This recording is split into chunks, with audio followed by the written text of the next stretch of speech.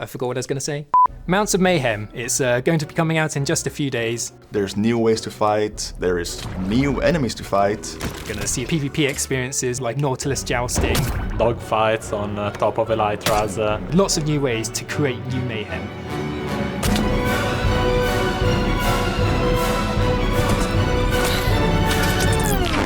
No. Minecraft combat has always been shaped by its weapons. The sword for taking down the zombies, the bow for the long range, the mace for crashing down on extremely powerful enemies. And when adding a new weapon to that lineup, we want it to be unique. And in the case of the spear, we wanted it to work with mounts. So we started with the point of view of you're on a mount. What do you have? And you have speed. And that's exactly what we tuned the spear for. We really wanted the spear to like feel good, you know. I wanted it to feel like this poking with a stick kind of feeling, because we couldn't just have the whacking animation of the sword with the spear because it's so long and it wouldn't make any sense. Yeah. So as you can see, the sword has like this, just the normal swing animation that you have for everything, right? So we made this animation where it tracks your view and will stab where you're looking, which is really good because now like older players can see exactly where you're hitting them. Or what you're hitting. So yeah, while iterating on the animation of the spear, we started having discussion. I think it was about how real we wanted the animation to look.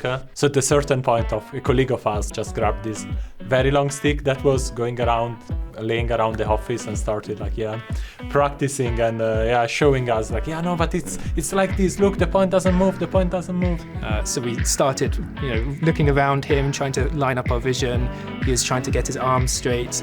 So you could say that the prototype for the spear was just a really long pointy stick.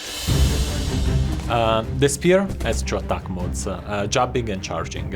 Jabbing is attack with a higher range than normal weapons and that can hit multiple enemies. And that's most closest to traditional Minecraft combat. But then the spear has the secondary charge attack. And that's the attack that requires more finesse. It has the speed component.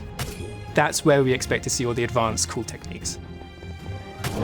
We wanted to make it very clear in which stage it was in, so it was easy to understand. So once you hit right click, the spear goes down, and this kind of indicates that it's like active. But once you get tired, it like slowly rotates vertically to indicate that, something's no longer work, and then at one point you get tired entirely and it just goes in its normal position. And this animation, they work both in first person and third person, which was very important to communicate to other players the stage you are in, right? So if you see another player charging up their charge attack, then you know you're in for some damage. You better prepare a defense. The community feedback was super important, especially when it came to the lunge enchantment. So with most traditional Minecraft items, when you use them, it takes a durability damage. And for the lunge enchant, we started off on that default. But because of the power of the lunge itself, it would take down the durability very quickly.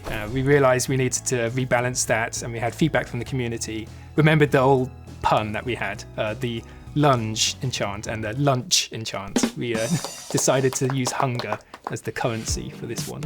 I think the most fun I saw with the spear is a player who was lining up all these mobs, almost like a bowling alley, and they were just charging straight through, seeing how many they could take out.